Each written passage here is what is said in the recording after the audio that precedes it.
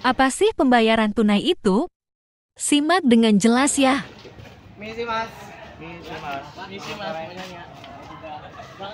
Oke. Mas saya mau nanya, apa itu alat pembayaran?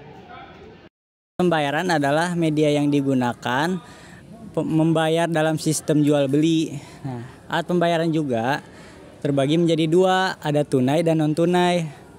Contoh alat pembayaran tunai apa aja, Mas?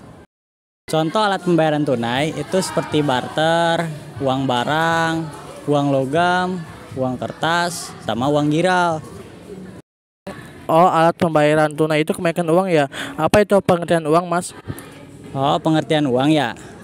Uang adalah alat untuk mempermudah pertukaran yang secara umum dapat diterima dalam bentuk pembelian barang-barang atau jasa-jasa untuk pembayaran utang. Oh, berarti uang juga sangat penting ya mas. Fungsi-fungsi uang itu ada apa aja ya mas? Untuk fungsi-fungsi uang ada dibagi dua ya, fungsi asli sama fungsi turunan. Untuk fungsi asli, uang sebagai alat tukar, uang juga sebagai satuan hitung. Dan untuk fungsi turunan, uang sebagai alat pembayaran, uang sebagai alat penyimpan kekayaan, uang sebagai alat pembentuk modal, uang sebagai alat pemindah kekayaan, dan juga uang sebagai alat petunjuk harga. Wah, dengan sebegitu pentingnya keberadaan uang, di Indonesia uang dikelola oleh siapa, Mas? Oh, untuk di Indonesia, yang dikelola oleh Bank Indonesia, pengelolaan tersebut meliputi perencanaan, pencetakan, pengeluaran, pengedaran, pencabutan dan penarikan, dan juga pemusnahan. Banyak juga ya yang dikelola oleh Bank Indonesia. Apakah ada metode pengamanan untuk uang? Untuk metode pengaman uang akan semakin canggih untuk nominal yang lebih besar. Contohnya yaitu bahan uang kertas yang terbuat dari kapas, terdapatnya tanda air atau watermark, dan benang pengaman, serta dicetak dengan metode Intellego. Juga terdapat gambar saling isi, tinta berupa warna, tulisan micro invisible text, gambar tersembunyi, ultraviolet, dan blink kode. Berikut ini contoh pembayaran secara tunai.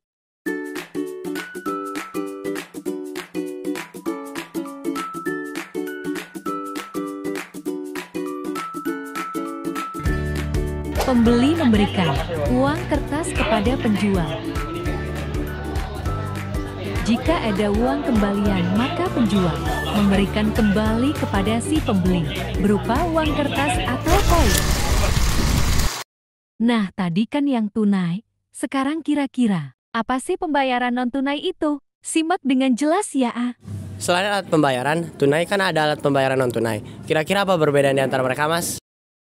Ada dong, kalau pembayaran non-tunai merupakan suatu alat pembayaran yang tidak menggunakan uang kartal.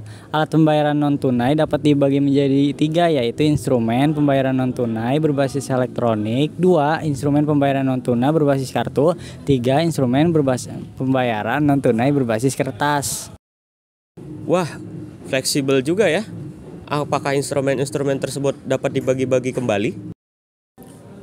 Nah, bisa. Untuk alat pembayaran berbasis elektronik dapat terbagi menjadi 4, yaitu berbasis server, kartu elektronik, internet banking, dan mobile banking. Bagaimana dengan yang berbasis kartu? Untuk yang berbasis kartu dapat terbagi menjadi 2, yaitu kartu debit dan kartu kredit. Untuk kartu kredit merupakan kartu yang dapat digunakan untuk membayar dengan uang kita sendiri. Kalau kartu kredit, pembayaran kita dilakukan dengan meminjam uang dari bank. Kalau yang berbasis kertas bagaimana mas? Untuk yang berbasis kertas dapat terbagi menjadi 6, yaitu cek, giro, nota debit, nota kredit, kwitansi transfer atau wesel, dan telegraphic transfer.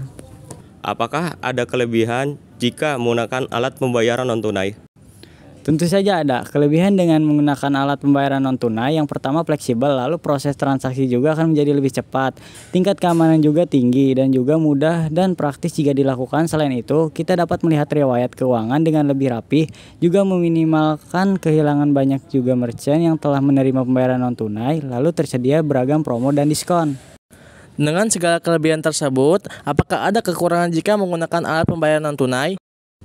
Ya, ada kekurangan jika menggunakan instrumen pembayaran non-tunai.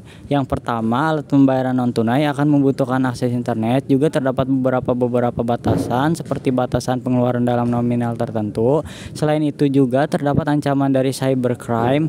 Jadi, setiap metode pembayaran akan ada kekurangannya masing-masing. Tergantung kita sebagai pengguna yang menentukan metode mana yang akan kita gunakan. Berikut ini contoh pembayaran secara non-tunai.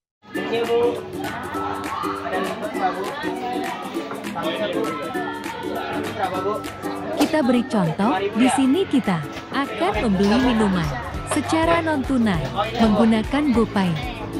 Siap. Oh ya, ini udah. 5.000 ya, Bu.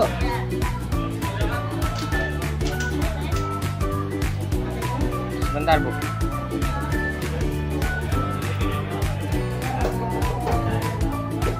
Oke, Bu. Ya. Siap, Mas ya, Bu. Mari, Bu. Terima kasih ya Mas sudah menjawab pertanyaan-pertanyaan dari kami. Mas, izin ingin pergi. Oke, mari.